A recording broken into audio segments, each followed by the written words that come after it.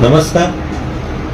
परभणी जिल्ह्यातील सर्व नागरिकांना, विशेषतः महिला भगिनींना जिल्हाधिकारी परभणी म्हणून मी हे आश्वासित करू इच्छितो की आपल्या जिल्ह्यामध्ये घरगुती वापरासाठीचा जो LPG गॅस आहे तो पुरेशा प्रमाणात आहे.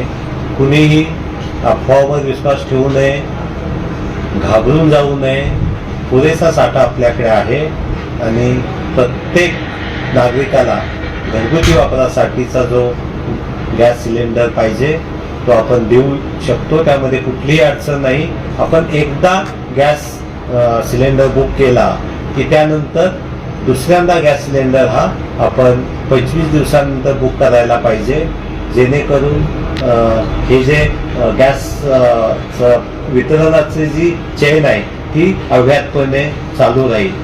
आपण घाबरून जाऊन आज एक गॅस सिलेंडर बुक केला, लगेच 4 दिवसांनी केला, असं करण्याची आवश्यकता नाही.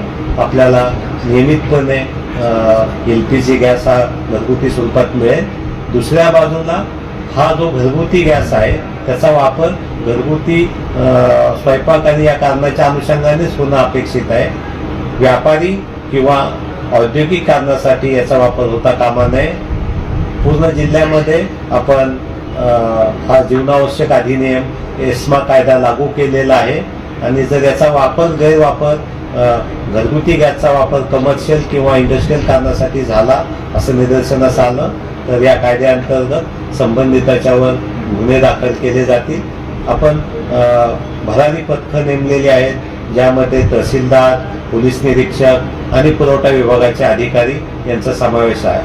आजच आम्ही पूर्णा तालुक्यामध्ये अशा प्रकारचा गैरवापर घरगुती गॅस सिलेंडरचा करत असताना निदर्शनास आल्यावर 11 सिलेंडर जप्त केलेले आहेत.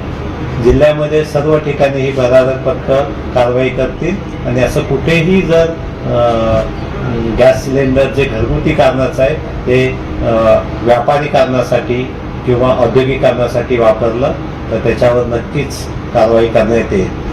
पुन्हा एकदा सर्व नागरिकांना, महिला भगिनींना माझं नम्र आव्हान आहे की पुरेसा LPG गॅस आपल्याकडे उपलब्ध आहे.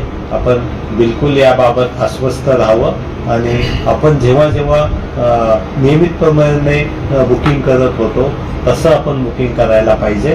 तेव्हा आपल्याला नक्कीच हा गॅस उपलब्ध होऊ शकेल. धन्यवाद.